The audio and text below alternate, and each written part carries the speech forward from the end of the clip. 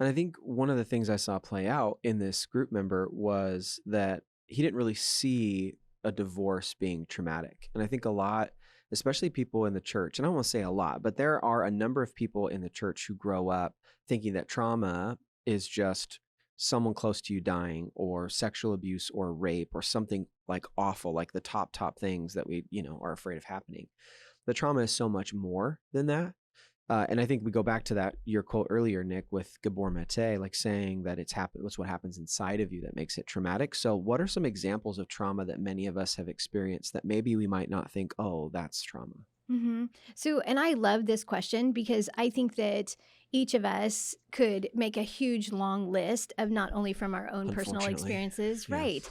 But if we look at it through that lens, that it's what we take with us that we carry away from the event, then I think, because I actually did make a list for this. And so maybe nice, it's when a parent forgets to pick you up from something, being bullied, trying out for a team and then you don't make it. That can be a devastating blow to people.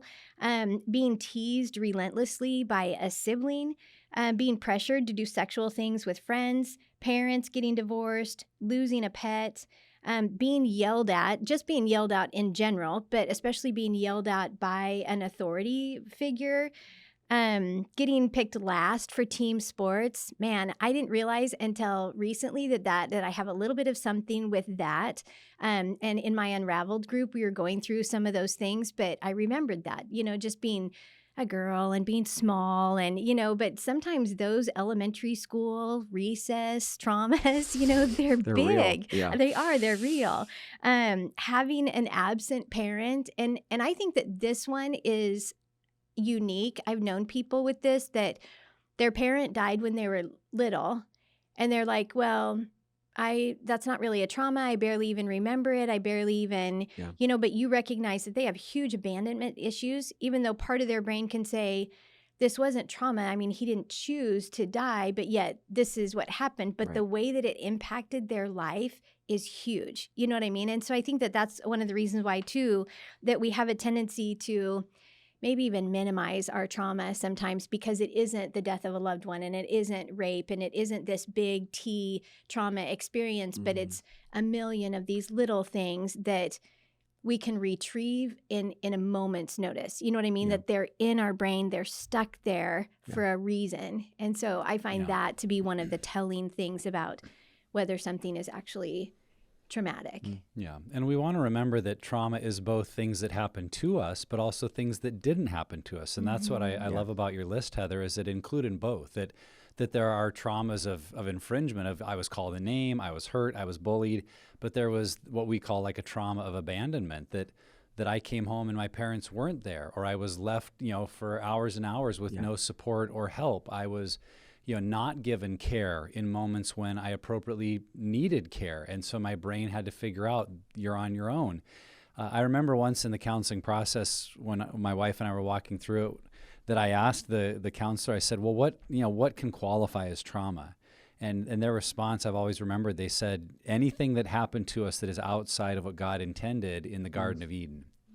That in a sense, there was a perfect order to creation and care and relationships and God's presence. Adam and Eve, God's present with them, walking with them in the yeah, garden.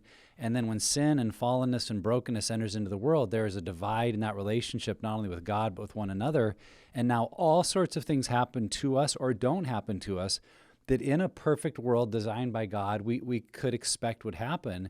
Well, anything outside of that has the capacity to create trauma. And yeah, that doesn't mean it all will, right. but that it all has that capacity to be something our brain interprets as dangerous, unsafe, something to be avoided. And I think, too, in this whole area, it can be helpful to remember that we only got to live our experience.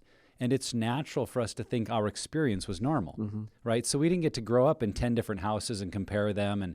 And you may have had examples where you went and visited someone's home and realized, wow, they do things very differently, maybe in a way that's healthy or unhealthy. But all that to say, when we grow up as kids, what we experience, we've just defined as normal.